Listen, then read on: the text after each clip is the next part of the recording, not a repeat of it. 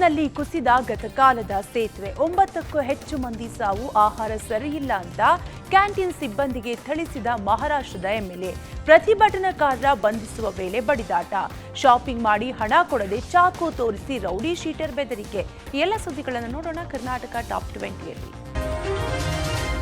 DK brothers ಹೆಸರಿನಲ್ಲಿ ಕೋಟಿ ವಂಚನೆ ಮಾಡಿದ ಐಶ್ವರ್ಯ ಗೌಡ ಪ್ರಕರಣಕ್ಕೆ ಸಂಬಂಧಿಸಿದಂತೆ ಮತ್ತೊಂದು ಸ್ಫೋಟಕ ಮಾಹಿತಿ ಹೊರಬಿದ್ದಿದೆ. ಡಿಕೆ ಸುರೇಶ್ ಹಾಗೂ ಡಿಕೆ ಶಿವಕುಮಾರ್ ಅವರು ನನ್ನ ಅಣ್ಣಂದಿರು, ನಾನು ಅವರ ತಂಗಿ ಅಂತ ಹೇಳಿಕೊಂಡು ವಂಚನೆ ಮಾಡಿರುವ ಐಶ್ವರ್ಯ ಗೌಡ ಪ್ರಕರಣ ಫಿಲ್ಮ್ ಚೇಂಬರ್ ಮೆಟ್ಟಿಲೇರಿದೆ. ತನಿಖೆ ವೇಳೆ ಸಿನಿಮಾ ನಿರ್ಮಾಣ ಮಾಡುವ ಬಗ್ಗೆ ಮಾಹಿತಿ ಹೊರಬಿದ್ದಿದೆ. SLV ಪ್ರೊಡಕ್ಷನ್ಸ್ ಅನ್ನೋ ಸಂಸ್ಥೆಯನ್ನ ನೋಂದಾಯಿಸಿ ಆ ಮೂಲಕ ಸಿನಿಮಾ ನಿರ್ಮಾಣ ಮಾಡಲು ಪ್ಲಾನ್ ಮಾಡಿದ್ರಂತೆ ಐಶ್ವರ್ಯ ಗೌಡ. ಈ ಬಗ್ಗೆ ಸ್ಪಷ್ಟನೆ ನೀಡಲು ಫಿಲ್ಮ್ ಚೇಂಬರ್ಗೆ ಸಿಐಡಿ ಡಿವೈಎಸ್ಪಿ ಅಂಜುಮಾಲಾ ನಾಯಕ ಪತ್ರ ಬರೆದಿದ್ದಾರೆ. ಇನ್ನು ವಾಣಿಜ್ಯ ಮಂಡಳಿಯಿಂದಲೂ ಪ್ರತಿಕ್ರಿಯೆ ಸಿಕ್ಕಿದ್ದು ಈ ಹೆಸರಿನಲ್ಲಿ ಯಾವ ಪ್ರೊಡಕ್ಷನ್ ರಿಜಿಸ್ಟರ್ ಆಗಿಲ್ಲ ಎಂದು ಪ್ರತಿಕ್ರಿಯೆ ಕೂಡ ಸಿಕ್ಕಿದೆ. ಗುಜರಾತ್ನಲ್ಲಿ ಭೀಕರ ಘಟನೆಯೊಂದು ನಡೆದಿದೆ. ವಡೋದರ ಹಾಗೂ ಆನಂದ್ ನಗರ ಸಂಪರ್ಕಿಸುವ ಗಂಭೀರ ಎಂಬ ಸೇತುವೆ ಕುಸಿದು ಬಿದ್ದಿದೆ. ಸೇತುವೆ ಕುಸಿದ ಪರಿಣಾಮ ಸಾವಿನ ಸಂಖ್ಯೆ 9ಕ್ಕೆ ಏರಿದೆ. ಘಟನೆಯಲ್ಲಿ ಹಲವರು ನಾಪತ್ತೆಯಾಗಿದ್ದಾರೆ. ಇನ್ನು ದುರಂತದಲ್ಲಿ ಹಲವು ವಾಹನಗಳು ನದಿಗೆ ಬಿದ್ದಿದ್ದು ಸೇತುವೆ ಕುಸಿಯೋ ವಿಡಿಯೋ ವೈರಲ್ ಆಗಿದೆ. ಸೇತುವೆಯ ಮೇಲಿನ ಸಂಚಾರದ ಪ್ರಮಾಣವನ್ನು ಪರಿಗಣಿಸಿ ಸಿಎಂ 3 ತಿಂಗಳ ಹಿಂದೆ 212 ಕೋಟಿ ರೂಪಾಯಿ ಹೊಸ ಸೇತುವೆಗೆ ಅನುಮೋದನೆ ಕೊಟ್ಟಿದ್ರು. ಹೊಸ ಸೇತುವೆಯ ವಿನ್ಯಾಸ ಮತ್ತು ಟೆಂಡರ್ ಕಾರ್ಯ ಈಗಾಗಲೇ ಪ್ರಾರಂಭ ಆಗಿತ್ತು. ಘಟನೆಯ ನಂತರ ಗುಜರಾತ್ನ ಮುಖ್ಯಮಂತ್ರಿ ಭೂಪೇಂದ್ರ ಪಟೇಲ್ ತಕ್ಷಣವೇ ಮುಖ್ಯ ಇಂಜಿನಿಯರ್, ಸೇತುವೆ ವಿನ್ಯಾಸ ತಂಡ ಮತ್ತು ತಜ್ಞರನ್ನ ಸ್ಥಳಕ್ಕೆ ರವಾನಿಸಿ ವಿವರವಾದ ವರದಿಯನ್ನು ನೀಡುವಂತೆ ಆದೇಶಿಸಿದ್ದಾರೆ. 1985ರಲ್ಲಿ ಈ ಸೇತುವೆ ನಿರ್ಮಾಣಗೊಂಡು ಸಾರ್ವಜನಿಕ ಬಳಕೆಗೆ ಮುಕ್ತವಾಗಿತ್ತು. 2017ರಲ್ಲಿ ಸೇತುವೆಯ ಸ್ಥಿತಿ ಹದಗೆಟ್ಟಿರುವುದರಿಂದ ಭಾರೀ ವಾಹನಗಳಿಗೆ ಪ್ರದೇಶವನ್ನು ನಿಷೇಧಿಸಬೇಕು ಅಂತ ವಿಪಕ್ಷಗಳು ಒತ್ತಾಯಿಸಿತ್ತು. ಮಹಾರಾಷ್ಟ್ರ ಡಿಸಿಎಂ ಏಕನಾಥ್ ಶಿಂದೆ ಬಣದ ಶಾಸಕ ಸಂಜಯ್ ಗಾಯಕ್ವಾಡ್ ಮುಂಬೈನ ಎಂಎಲ್ಎ ಗೆಸ್ಟ್ ಹೌಸ್ನಲ್ಲಿರುವ ಕ್ಯಾಂಟೀನ್ನ ನಿರ್ವಾಹಕರನ್ನ ಥಳಿಸಿರುವ ವಿಡಿಯೋ ಸಾಮಾಜಿಕ ಜಾಲತಾಣದಲ್ಲಿ ವೈರಲ್ ಆಗಿದೆ. ಶಾಸಕ ಸಂಜಯ್ಗೆ ನೀಡಿರುವ ದಾಲ್ ಚೆನ್ನಾಗಿಲ್ಲ ಅಂತ ಕ್ಯಾಂಟೀನ್ ನಿರ್ವಾಹಕರನ್ನ ಥಳಿಸಿದ್ದಾರೆ ಎನ್ನಲಾಗಿದೆ. ಪದಾರ್ಥಕ್ಕೆ ಹಾಕಿದ್ದ ಬೇಳೆಗಳಿಂದ ವಾಸನೆ ಬರ್ತಾ ಇತ್ತು ಅಂತ ಶಾಸಕರು ಆರೋಪಿಸಿದ್ದಾರೆ. ಇದರಿಂದ ಕೋಪಗೊಂಡ ಸಂಜಯ್ ಗಾಯಕ್ವಾಡ್ ಕ್ಯಾಂಟೀನ್ ನಿರ್ವಾಹಕರ ಮೇಲೆ ಹಲ್ಲೆ ನಡೆಸಿದ್ದಾರೆ. ಶಾಸಕರ ಬಳಿ ಜಗಳ ಆಡದಂತೆ ಮನವೊಲಿಸೋಕೆ ಹಲವರು ಪ್ರಯತ್ನಿಸಿದ್ದಾರೆ. ಸಂಜಯ್ ಗಾಯಕ್ವಾಡ್ ಥಳಿತದ ವಿಡಿಯೋ ಸಾಮಾಜಿಕ ಜಾಲತಾಣ ವೈರಲ್ ಆಗಿದ್ದು ಭಾರಿ ಆಕ್ರೋಶಕ್ಕೆ ಕಾರಣ ಆಗಿದೆ. ಈ ವಿಷಯದ ಬಗ್ಗೆ ಆಹಾರ ಮತ್ತು ಆಡಳಿತ ಇಲಾಖೆಯಲ್ಲಿ ಕ್ಯಾಂಟೀನ್ ನಿರ್ವಾಹಕರ ವಿರುದ್ಧ ದೂರು ದಾಖಲಿಸಲಾಗುತ್ತೆ ಅಂತ ಶಾಸಕರು ಹೇಳಿದ್ದಾರೆ. ಮಹಿಳಾ ಕಾನ್ಸ್ಟೇಬಲ್ ಹಾಗೂ ಪ್ರತಿಭಟನಾ ನಿರತ ಮಹಿಳೆ ನಡುವೆ ಮಾರಾಮಾರಿ ನಡೆದ ಘಟನೆ ಮಂಡ್ಯದ ಮಳವಳ್ಳಿಯಲ್ಲಿ ನಡೆದಿದೆ. ಕಾರ್ಮಿಕ ಸಂಘಗಳ ಪ್ರತಿಭಟನೆ ವೇಳೆ ಈ ಘಟನೆ ನಡೆದಿದೆ. ಮಳವಳ್ಳಿಯಲ್ಲಿ ವಿವಿಧ ಬೇಡಿಕೆಗಳ ಈಡೇರಿಕೆಗೆ ಒತ್ತಾಯಿಸಿ ಕಾರ್ಮಿಕರ ಪ್ರತಿಭಟನೆ ನಡೆಸುತ್ತಿದ್ರು. ಪ್ರತಿಭಟನೆ ತಡೆಯಲು ಪೊಲೀಸರು ಮುಂದಾದ ವೇಳೆ ಪ್ರತಿಭಟನಾಕಾರರು ಹಾಗೂ ಪೊಲೀಸರ ನಡುವೆ ವಾಗ್ವಾದ ನಡೆದಿದೆ. ಕಾರ್ಮಿಕರ ಬಂಧನದ ವೇಳೆ ಕಾರ್ಮಿಕ ಮಹಿಳೆ ಹಾಗೂ ಪೊಲೀಸರ ನಡುವೆ ಹೊಡೆದಾಟ ನಡೆದಿದೆ.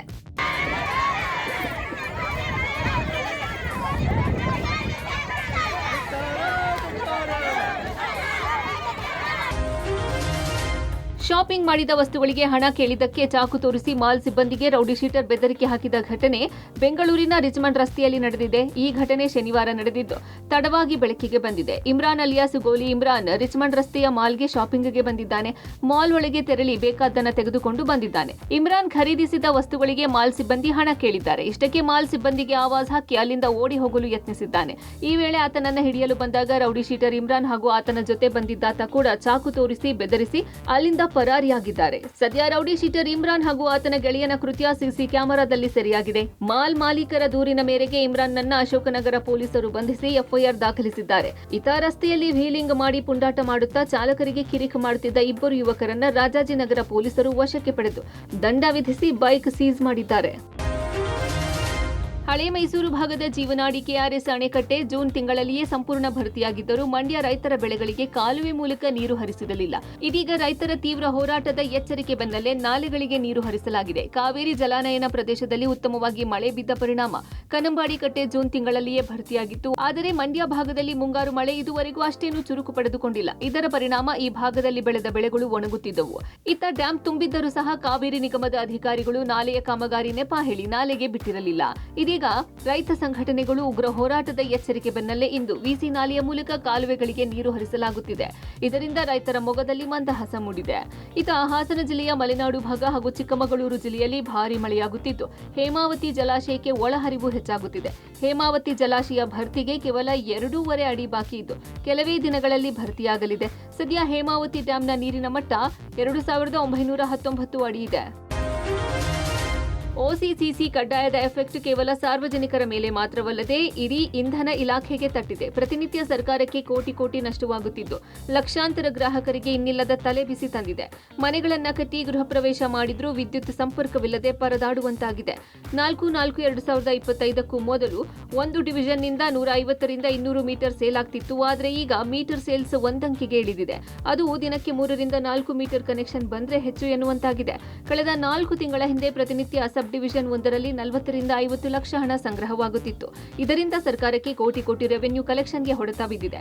ಆದಷ್ಟು ಬೇಗ ಈ ಸಮಸ್ಯೆಗೆ ಒಂದು ಪರಿಹಾರ ಕೊಡುವಂತೆ ಜನ ಒತ್ತಾಯ ಮಾಡುತ್ತಿದ್ದಾರೆ. 4/4/2025 ಮುಂಚೆ ಏನಿತ್ತು, ಪ್ರತಿದಿನ ಒಂದು 100ರಿಂದ 150 ತಾತ್ಕಾಲಿಕ ವಿದ್ಯುತ್ ಸಂಪರ್ಕಗಳನ್ನು ತೆಗೆದುಕೊಳ್ತಾ ಇದ್ರು ಇಲ್ಲಿ. ಈಗ ಇಂಥ ಸಂದರ್ಭದಲ್ಲಿ ಇವಾಗ ಏನಾಗಿದೆ, ದಿನಕ್ಕೆ 1ರಿಂದ 2 ವಿದ್ಯುತ್ ಸಂಪರ್ಕ ತಗೊಳ್ಳೋದು ಕಷ್ಟ ಆಗಿದೆ. ಒಂದು 200ರಿಂದ 300 ಮೀಟರ್ ಸೇಲ್ ಆಗ್ತಾ ಇತ್ತು, ಅಂದರೆ ತಾತ್ಕಾಲಿಕ ಮತ್ತು ಖಾಯಂ ವಿದ್ಯುತ್ ಸಂಪರ್ಕ ಸೇರಿ. ಇವಾಗ ಪ್ರತಿದಿನ ಮಿನಿಮಮ್ ಒಂದು 2ರಿಂದ 3 ವಿದ್ಯುತ್ ಸಂಪರ್ಕ ಮೀಟರ್ಗಳು ಸೇಲ್ ಆಗ್ತಾ ಇದೆ. ಒಂದು 2 ವರ್ಷ ಮುಂಚೆನೇ ಸ್ಟಾರ್ಟ್ ಮಾಡಿದ್ದೀವಿ ಕೆಲಸ. ಗೌರ್ಮೆಂಟ್ಗೆ ಏನು ಕಟ್ಟಬೇಕು ಎಲ್ಲ ಕಟ್ಟಿಬಿಟ್ಟಿದ್ದೀವಿ. 10 ತಿಂಗಳಾಗಿದೆ ಪರ್ಮನೆಂಟ್ ಎಲ್ಲ ಕಟ್ಟಿ. ಬಟ್ ಅವ್ರು RR ನಂಬರ್ ಕೊಡ್ತಾ ಇಲ್ಲ, ಬಿಲ್ ಬರ್ತಾ ಇಲ್ಲ. ಅದಂತೆ ನಮಗೆ ಟೆಂಪ್ರವರಿಯಲ್ಲೇ ಇದ್ದೀವಿ. ಅದು ಮೀಟ್ರ್ ಎಷ್ಟು ಬರುತ್ತೋ, ಬಿಲ್ ಎಷ್ಟು ಬರುತ್ತೋ ಗೊತ್ತಾಗಲ್ಲ. ಅದೊಂದು ಸಮಸ್ಯೆ ಇದೆ. ಮುಡ 50/50 ಹಗರಣದಲ್ಲಿ ಇಡಿ ಬಿಡುಗಡೆ ಮಾಡಿದ 3ನೇ ಪಟ್ಟಿಯಿಂದ ಮತ್ತಷ್ಟು ಭ್ರಷ್ಟರಿಗೆ ಸಂಕಷ್ಟ ಸೃಷ್ಟಿಯಾಗಿದೆ. ಮುಟ್ಟುಗೋಲು ಹಾಕಿದ ಪಟ್ಟಿಯನ್ನು ಮೈಸೂರು ಅಭಿವೃದ್ಧಿ ಪ್ರಾಧಿಕಾರ ಸೇರಿ ಸಬ್ ರಿಜಿಸ್ಟ್ರಾರ್ ಕಚೇರಿಗೆ ಇಡಿ ರವಾನೆ ಮಾಡಿದೆ. ಪಟ್ಟಿಯಲ್ಲಿರುವ ಯಾವುದೇ ನಿವೇಶನದ ಪರಭಾರೆ ಮಾಡದಂತೆ ತಡೆ ನೀಡಲಾಗಿದೆ. ಇಡಿ ಬಿಡುಗಡೆ ಮಾಡಿದ ಪಟ್ಟಿಯಲ್ಲಿ ಒಬ್ಬ ವ್ಯಕ್ತಿಗೆ ಅಕ್ರಮವಾಗಿ 30ರಿಂದ 40 ನಿವೇಶನ ಕೊಟ್ಟಿರೋದನ್ನ ಪತ್ತೆ ಹಚ್ಚಲಾಗಿದೆ. ಹಾಗೆಯೇ ಮೈಸೂರಿನ ಹೆಸರಾಂತ ಚರ್ಚ್ ಕ್ಯಾಥೆಡ್ರಲ್ ಪರೀಶ್ ಸೊಸೈಟಿ ಒಂದಕ್ಕೆ ನೀಡಿದ್ದ 40 ಸೈಟ್ ಮುಟ್ಟುಗೋಲು ಹಾಕಿಕೊಳ್ಳಲಾಗಿದೆ. ಇನ್ನು ಅಬ್ದುಲ್ ವಾಹಿದ್ ಎಂಬಾತನಿಗೆ ನೀಡಿದ್ದ 41 ಬೇನಾಮಿ ಸೈಟ್ ಅನ್ನು ಇಡಿ ವಶಕ್ಕೆ ಪಡೆದಿದೆ. ಇದು ಅಲ್ಲದೆ ಕುವೆಂಪು ನಗರದ ರವಿಕುಮಾರ್, ಸುಜಾತಾ, ಮಹೇಶ್ ಹಾಗೂ ರಾಜು ಕುಟುಂಬಕ್ಕೆ ನೀಡಿದ್ದ 31 ನಿವೇಶನವನ್ನ ಇಡಿ ಮುಟ್ಟುಗೋಲು ಹಾಕಿಕೊಂಡಿದೆ. ಒಟ್ಟಾರೆ ಇಡಿ ಈ ಬಾರಿ ವಶಕ್ಕೆ ಪಡೆದ ಭೂಮಿಗೆ ಮೈಸೂರಿನಲ್ಲಿ ಚಿನ್ನದ ಬೆಲೆ ಇದ್ದು ಇವುಗಳಿಂದ ಮುಡಾಗೆ ಸುಮಾರು 500 ಕೋಟಿ ನಷ್ಟವಾಗಿದೆ ಎಂದು ತಿಳಿದು ಬಂದಿದೆ. ರಾಜ್ಯದ ವಿವಿಧೆಡೆ ಕಳ್ಳತನ ಪ್ರಕರಣಗಳು ವರದಿಯಾಗಿವೆ. ಕನಕಪುರ ಟೌನ್ನಲ್ಲಿರುವ ಕೆಂಕೇರಮ್ಮ ದೇವಾಲಯದಲ್ಲಿ ಕಳ್ಳತನ ನಡೆದಿದೆ. ತಡರಾತ್ರಿ ದೇವಾಲಯದ ಬೀಗ ಮುರಿದು ನುಗ್ಗಿರುವ ಕಳ್ಳರು ದೇವಾಲಯದ ಹುಂಡಿ, ದೇವರ ಮೇಲಿದ್ದ ಚಿನ್ನಾಭರಣ ಕದ್ದು ಪರಾರಿಯಾಗಿದ್ದಾರೆ. ಸ್ಥಳಕ್ಕೆ ಕನಕಪುರ ಪೊಲೀಸರು ಭೇಟಿ ನೀಡಿ ಪರಿಶೀಲನೆ ನಡೆಸಿ ಪ್ರಕರಣ ದಾಖಲಿಸಿಕೊಂಡಿದ್ದಾರೆ. ಇನ್ನು ಕೆಂಕೇರಮ್ಮ ದೇವಿ DCM DKಶಿ ಅವರ ಮನೆ ದೇವತೆ ಅನ್ನೋದು ವಿಶೇಷವಾಗಿದೆ. ಇತ್ತ ರೈತರ ಪಂಪ್ಸೆಟ್ಗಳ ಕೇಬಲ್ಗಳನ್ನು ಕದ್ದು ಪರಾರಿಯಾಗ್ತಾ ಇದ್ದ ಖದೀಮರು ಮಾಲಿನ ಸಮೇತ ಸಿಕ್ಕಿಬಿದ್ದ ಘಟನೆ ತುಮಕೂರು ಜಿಲ್ಲೆ ಗುಬ್ಬಿ ತಾಲೂಕಿನ ಕಟ್ಟಿಗಿನಹಳ್ಳಿ ಗ್ರಾಮದಲ್ಲಿ ನಡೆದಿದೆ. ರೈತರಿಗೆ ತಲೆನೋವಾಗಿದ್ದ ಕೇಬಲ್ ಕಳ್ಳರನ್ನ ರೆಡ್ ಹ್ಯಾಂಡ್ ಆಗಿ ಹಿಡಿದು ಕಂಬಕ್ಕೆ ಕಟ್ಟಿ ಪೊಲೀಸರಿಗೆ ಒಪ್ಪಿಸಿದ್ದಾರೆ. ಈ ಸಂಬಂಧ ಗುಬ್ಬಿ ಪೊಲೀಸ್ ಠಾಣೆಯಲ್ಲಿ ಪ್ರಕರಣ ದಾಖಲಾಗಿದೆ. ಇತ್ತ ರಾತ್ರೋರಾತ್ರಿ ತೋಟಕ್ಕೆ ನುಗ್ಗಿದ ಕಿಡಿಗೇಡಿಗಳು 20ಕ್ಕೂ ಹೆಚ್ಚು ಅಡಿಕೆ ಗಿಡಗಳನ್ನು ಕತ್ತರಿಸಿರುವ ಘಟನೆ ತುಮಕೂರಿನ ತೊರೆಸೊರಗುಂಡನಹಳ್ಳಿ ಗ್ರಾಮದಲ್ಲಿ ನಡೆದಿದ್ದು, ಈ ಸಂಬಂಧ ಹುಳಿಯಾರು ಪೊಲೀಸ್ ಠಾಣೆಯಲ್ಲಿ ಪ್ರಕರಣ ದಾಖಲಾಗಿದೆ.